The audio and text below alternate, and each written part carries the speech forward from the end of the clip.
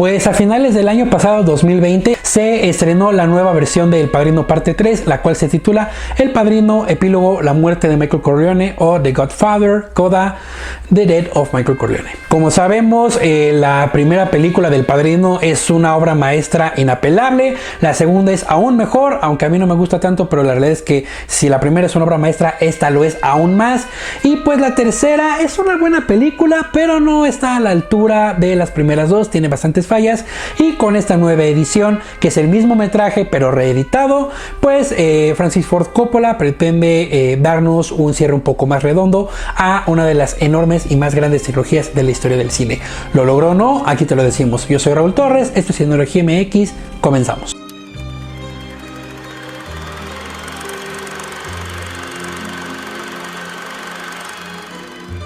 Antes de empezar, te recuerdo que mis redes sociales están apareciendo en este momento en pantalla. Te dejo el link aquí abajo en la descripción y ya puedes encontrar estos videos completos en Facebook por si prefieres verlos ahí. Por supuesto, este video va a tener spoilers tanto de las primeras dos como de El Padrino Parte 3 y por supuesto, claro está, de El Padrino, Coda, The Death of Michael Corleone. Así que si no has visto ninguna de las dos primeras, ni la tercera parte, ni en esta nueva versión de la tercera parte, primero, no sé qué has estado haciendo con tu vida, ve a verlas, son obligadas para cualquiera que ame el cine.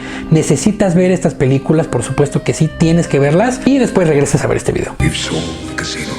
We have no interest in anything illegitimate. Muy bien, primero, contrario a lo que ocurre normalmente en otras versiones alternativas de las películas que vemos en los cines, que normalmente es como material extendido o nuevas escenas nunca antes vistas. Aquí no ocurre eso. Tenemos exactamente el mismo metraje que vimos, que se vio en cines hace 30 años. Iba a decir que vimos, pero yo no lo vi porque apenas tengo 26.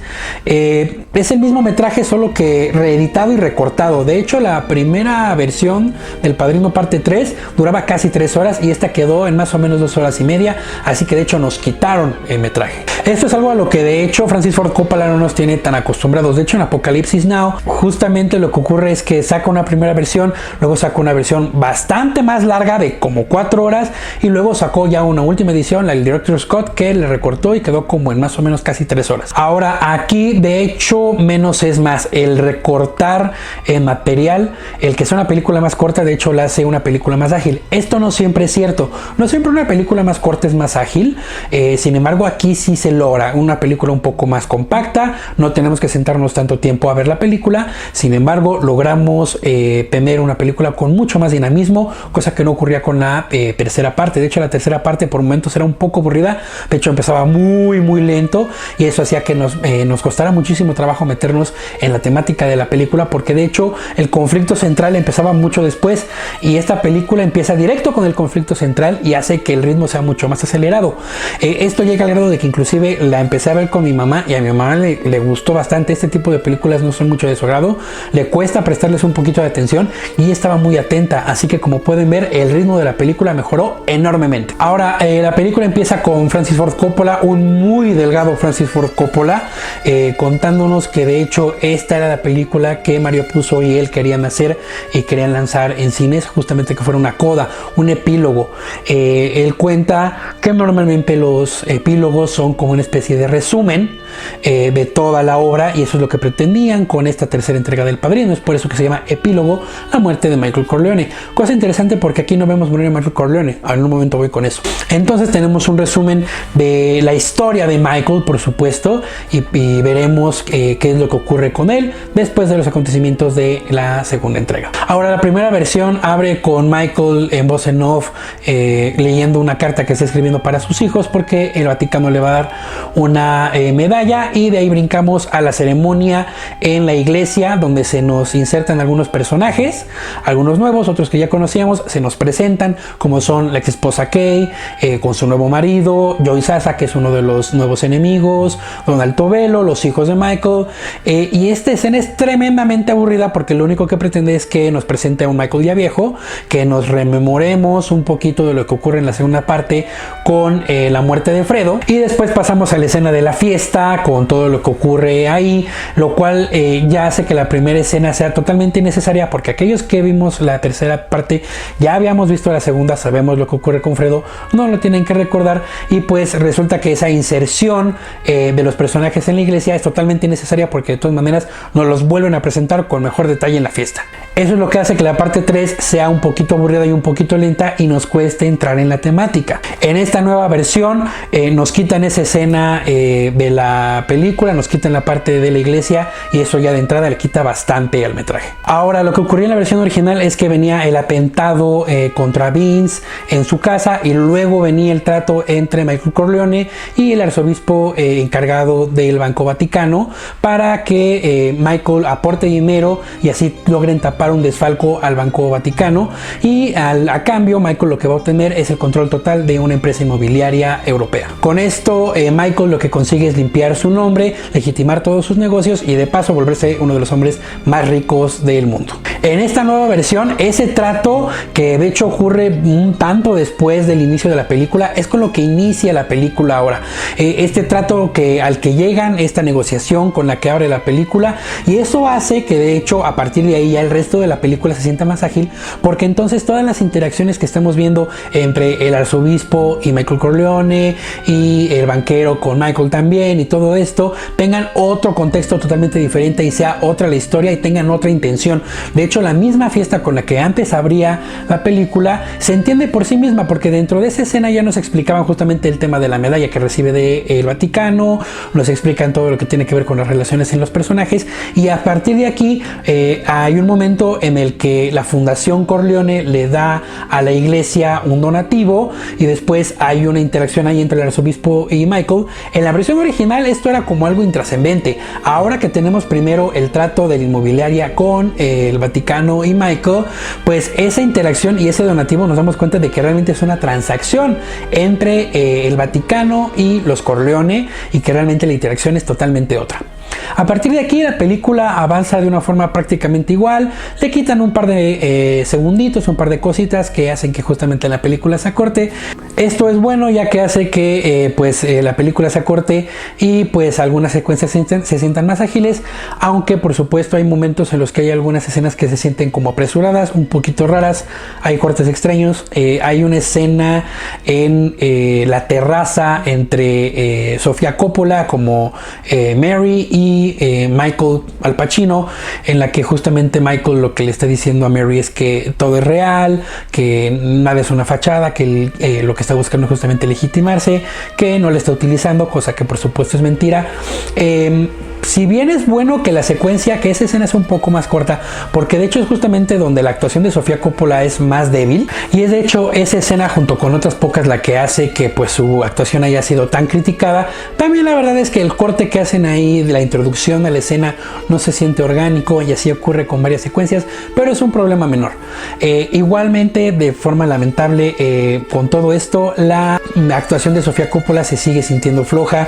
Es normal, recordemos todos que ella no estaba contemplada para ese papel, solamente que ella está ahí porque Winona Ryder pues no pudo hacer el papel de último momento, porque justamente el primer día de rodaje le da un ataque de ansiedad, no quiere salir de su habitación de hotel, y pues se va al traste y tienen que recurrir a Sofía Coppola para llenar ese papel. Recordemos que al final de cuentas ella no es actriz, sino que es una brillante directora, y pues lamentablemente este es un tropezón en lo que fue su carrera. Esto tampoco tapa la sobreactuación de Andy García en los momentos de exaltación. Andy García como Vince en los momentos de sobriedad, en los momentos serios, es magnífico, es soberbio. Sin embargo, en el momento en el que pues tiene que exaltarse, se siente sobreactuado, cosa que no ocurre con Al Pacino, que también podría llegar a sentirse un poquito sobreactuado, algo que se le dice mucho en todos sus papeles, que como que se exalta, sobreactúa, pero en el momento en el que tiene que hacerlo, que es justamente al final cuando Mary muere, es tanta la desesperación que se traba, que no puede ni gritar, que eso es lo que hace que nos impacte su actuación. Entonces ahí habría que decirle a Andy García, pues si vas a sobreactuar, si vas a exagerar, exagera a ese grado. Me parece que esas son las únicas partes malas. De ahí en fuera todo es bueno, la película es mucho más ágil, es mucho mejor. Por supuesto no se opaca la actuación de Al Pacino, la cual por supuesto es magnífica. El momento en el que Mary muere, como todos sabemos, nos parte el corazón el verlo gritar de ese grado. Creo que todos recordamos cuando él abre la boca y está como gritando pero no se escucha nada, pareciera que le cortan el sonido para que no escuchemos el grito desgarrador, y después nos damos cuenta de que realmente es tanta su desesperación, es tanto su dolor que ni siquiera le salía el grito. La remasterización en esta escena es muy buena, aporta mucho, porque aquí ya nos damos cuenta de algo que no se veía en la versión original, y es que Al Pacino está tan metido en el llanto y en el grito que de hecho hasta se le sale la baba. Como Diego Boneta cuando se muere Luisito Rey. Ándale. Ajá. Otra parte buena es que Talia Shire, igual su actuación no se deja menguar por ninguna de estas cosas. De hecho, el personaje de Connie a mí me fascina porque es una gran evolución que tiene desde las primeras dos hasta esta película, y todo en ese personaje la empodera y la convierte en un personaje poderoso, intrigante, controlando a Vince pero apoyando a Michael, y después ella tomando sus decisiones en el momento en el que Michael no puede decidir, ella tomando las riendas de la familia como ninguna otra. Es impresionante lo que logran con este personaje, y todo aporta, desde el guión, la dirección y por supuesto la enorme Talia Shire interpretando el personaje. Ahora ya pasando al final, recordemos que la película 2, la segunda entrega, el mensaje final es que Michael va a morir solo.